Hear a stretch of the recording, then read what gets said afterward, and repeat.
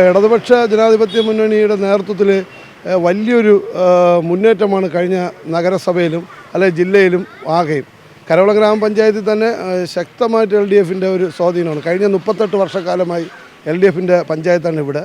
അതുപോലെ തന്നെ കോർപ്പറേഷനും സ്മാർട്ട് സിറ്റിയായി ബന്ധപ്പെട്ടിട്ടും നിരവധിയായിട്ടുള്ള പ്രവർത്തനങ്ങളുമായിട്ട് LDF വളരെയേറെ മുന്നേറി നിൽക്കുന്ന ഒരു സമയമാണ്. LDFിന് തന്നെയായിരിക്കും മുൻതൂക്കം, അതിനകത്തൊരു സംശയമില്ല.